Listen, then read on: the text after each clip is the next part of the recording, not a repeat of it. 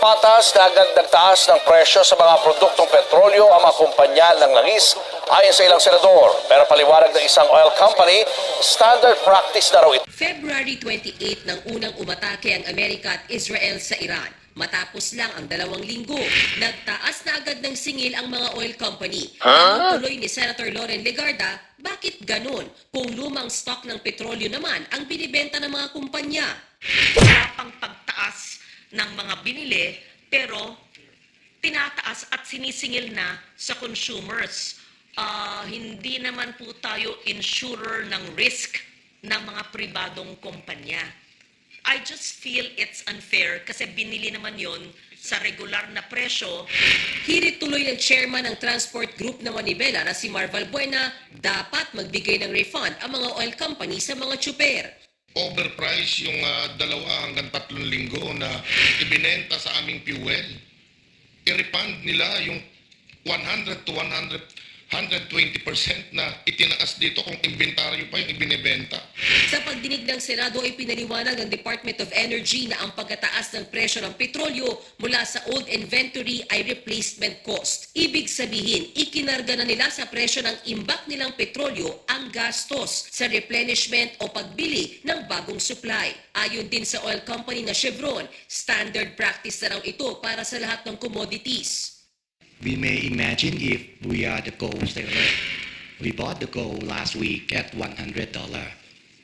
Today the gold is $150. If I sell at 100, which is the acquisition cost of last week,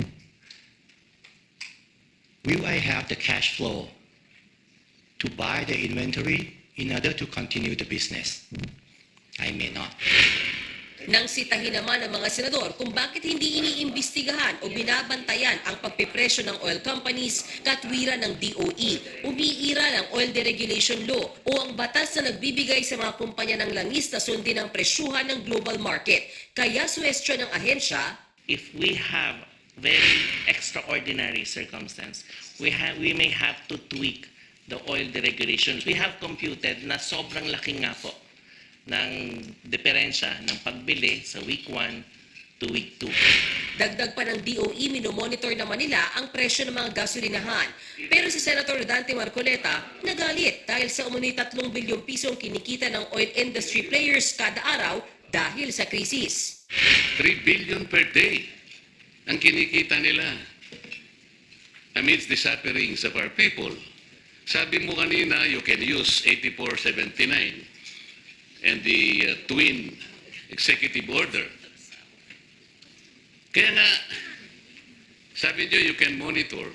How far do you monitor? Kanina, tinanong ko sa kanila, and I computed it based on their own admissions of the level of consumption month per month of diesel and gasoline.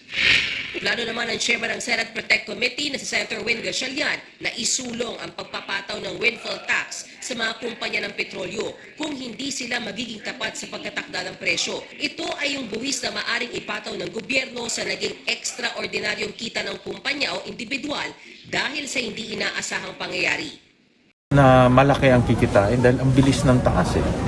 At kung gagamitin mong presyo ay yung existing price, hindi yung old price, talaga malaki ang kikitain.